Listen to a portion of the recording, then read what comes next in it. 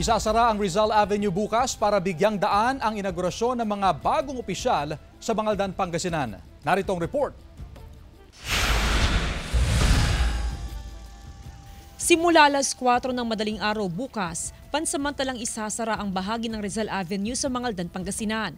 Ito'y upang bigyang daan ang isasagawang inaugurasyon ng mga bagong opisyal sa bayan. Gaganapin ang programa sa harap ng presidensya ni Bangaldan. Lahat po ng government officials, sa mga NGOs, mga kuwan po natin, barangay officials, mga kuwan at DepEd, imbitado po sila kaya expected namin bukas medyo sasarado po namin saglit yung dito sa may Rizal Avenue. Ngayon pa lang, nag-abiso ng otoridad sa mga motorista na dumaan sa mga alternate route. Maaaring dumaan sa P.D. Guzman Street, Presto Street at Cortez Street para sa mga sasakyang manggagaling sa San Fabian at papunta sa Dagupan City. Marami naman po tayong alternate road na pwede silang i-divert. Wala po, talagang gana. Sunod ka na lang po sa panagutos na po, madam.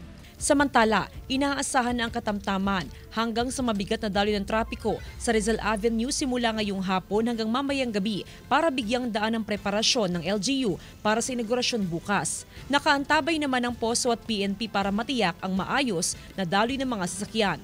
Kasama si Henry Duminsil, Jasmine Gabriel Galban, One North Central Luzon.